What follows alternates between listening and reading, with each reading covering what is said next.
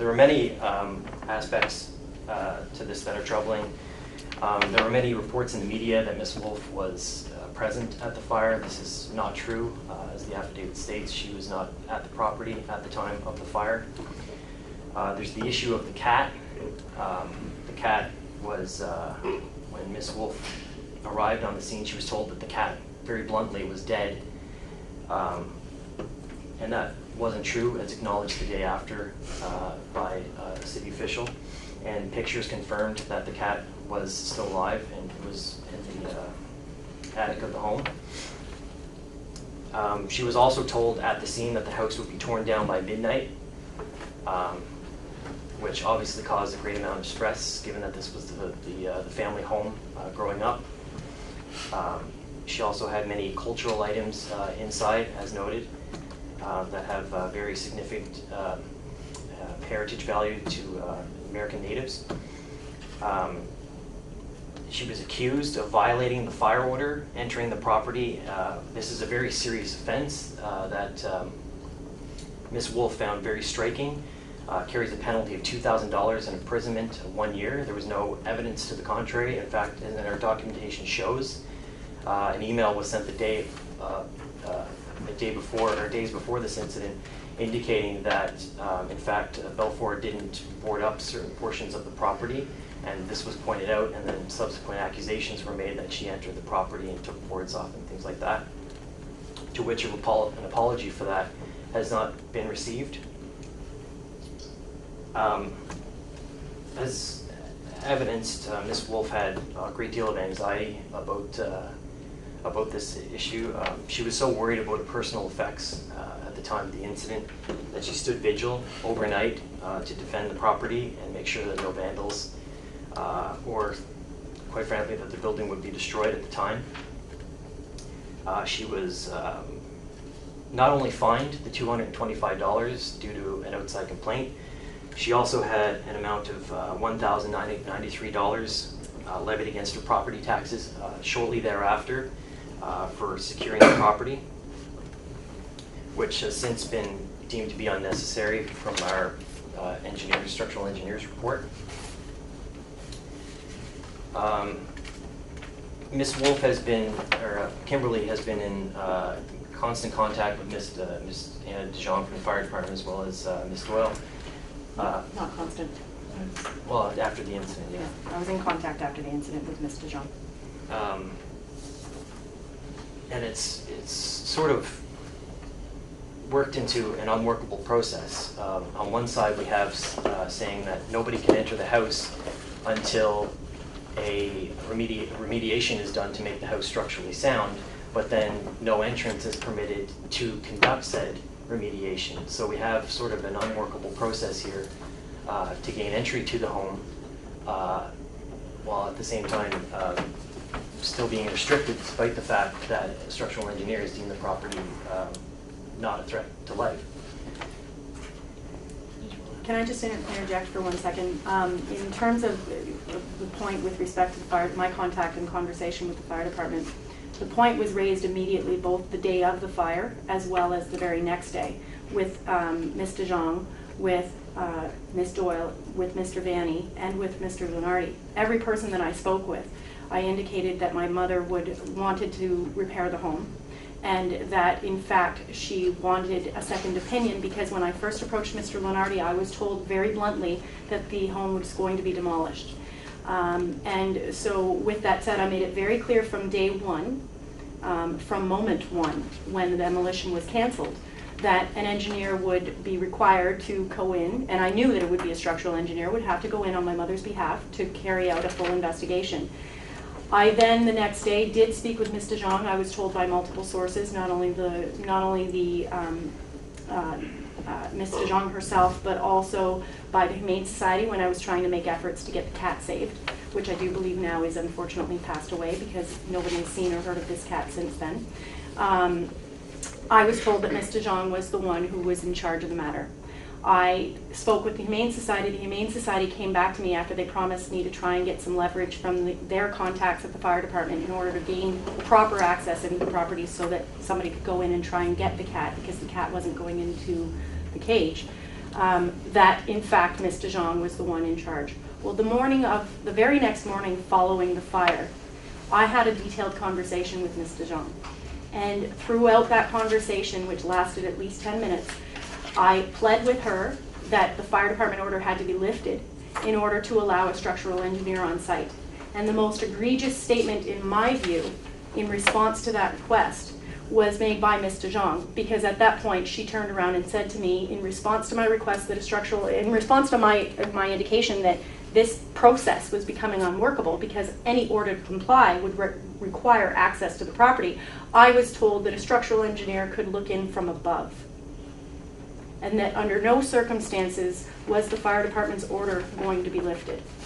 This property has remained closed up, boarded up, had the cat allowed to pass away, and mold allowed to form, strictly because, despite my indication from day one that a structural engineer was required on site, the fire department and or the city, or both in my opinion, refused to create a workable process. And so my mother has suffered additional damages that were uncalled for and unnecessary, because at no point from day one did the city create an order that could be worked into so that remediation could immediately start.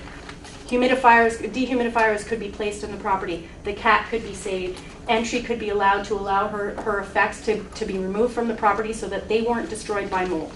This process, in my view, has been started and continued in bad faith from the point that the first order that has now since been revoked was put on.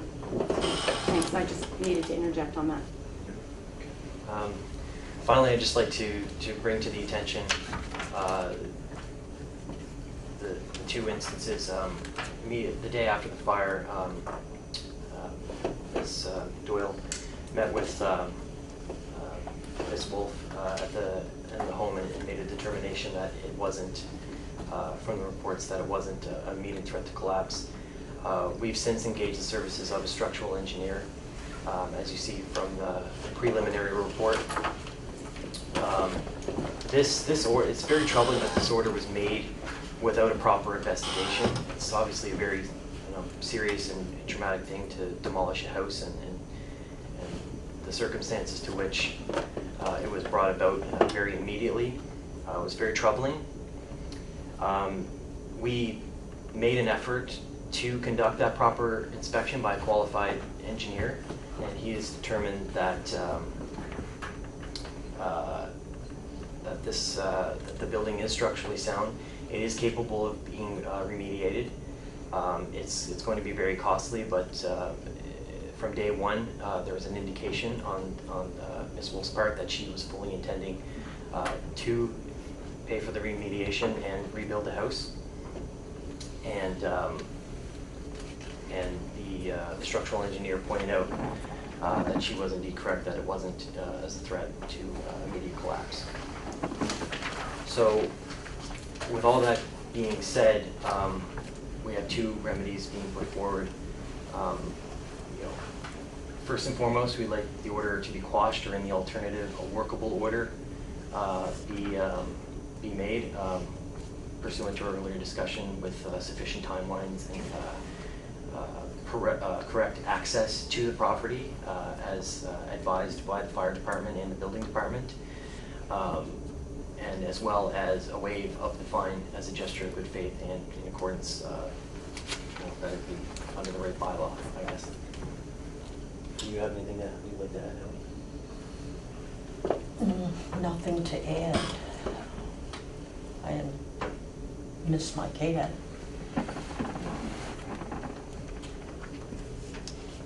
Moving forward, thank you for painting the picture that is in the documents. What you've said, again, is in the documents. How are we going to move forward? Let's lean on the city and or the fire department. Who would like to step forward at this time to resolve the various questions? Leanne?